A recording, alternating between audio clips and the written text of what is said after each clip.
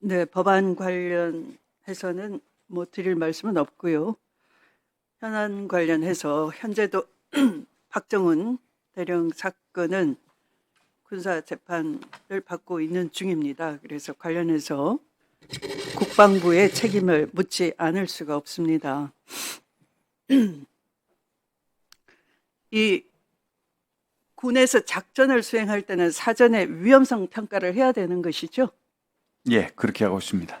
그러면 지난해 2023년 7월 예천 호우 피해 작전 투입될 당시에 최해병이 소속된 포병대대가 이 위험성 평가를 당연히 했었어야 됐겠죠.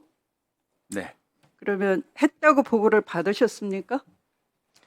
그건 제가 확인을 못했습니다. 네, 확인해 주시기 바랍니다. 사실은 위험성 평가를 하지 않은 것으로 본위원은 확인을 했습니다.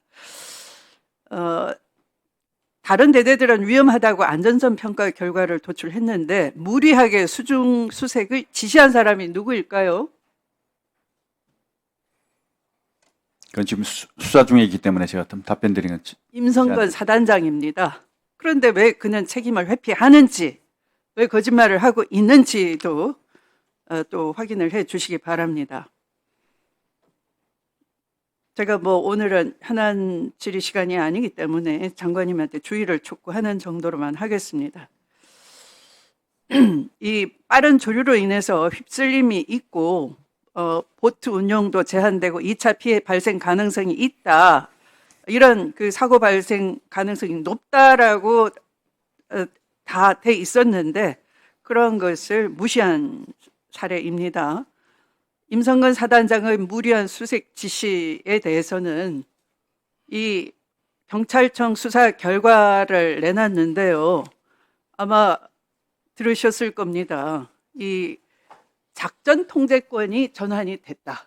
그래서 권한이 없으므로 책임도 물을 수가 없다. 이게 경찰청 수사 결과 발표인 거 알고 계시죠? 네, 그렇습니다. 네. 그거 믿으십니까? 실질적으로 군 작전권은 없었습니다. 실질적으로 있었음을 본위원이 알려드리겠습니다. 자세히 한번 확인해 보시기 바랍니다. 임성근 사단장 보고 빨리 들어가라라고 했다는 포병대대 중대장의 자필 진술서가 확인이 되고 있습니다. 확인해 보시기 바랍니다. 네. 중대장 자필 진술서에 따르면 사고 전날 7월 18일 임성근 사단장이 현장 책임자를 찾았어요. 임무 브리핑을 하는데 3초 만에 말을 끊으면서 빨리 현장에 들어가라. 병력을 대기시키고만 있지 말고 빨리 들어가서 작업하라. 이렇게 재촉을 했습니다. 중대장은 이렇게 말합니다. 현장 지휘관들에게 안전성을 평가할 수 있는 시간을 주는 게 필수다. 그런데 당일 임성근 사단장은 재촉을 했는데 그건 아마도 언론이 많이 온 것을 지나치게 신경 쓴 건 아닌지 의심하고 있다. 이렇게 언급을 했습니다. 이게 말이 되는 겁니까?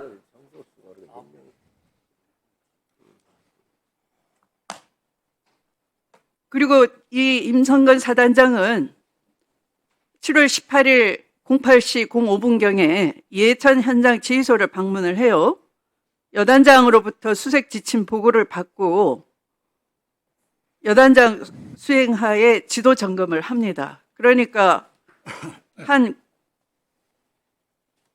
그날 밤 8시까지 사이에 여단장 및 참모들이 참석한 가운데 호우 피해 복구작전 상황 평가 및 결산 회의를 주관도 합니다. 아까 얘기한 것처럼 구체적으로 현장에 빨리 들어가라고 하는 건 현장에 나타나서 지휘를 한 거란 말이죠. 지휘권이 넘어갔음에도 불구하고 원래의 지휘권이 있었던 사람이 현장에 나타나서 구체적 지휘를 하면은 현장에서는 무시할 수가 없는 거예요.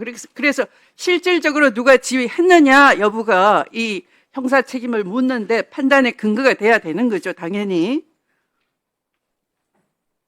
임성근 사단장은 이 실종자 수색 정찰 나간 실종 지점에서부터 이 수색 정찰 지시를 하면서 사단장의 리더십 발휘를 유달리 강조합니다.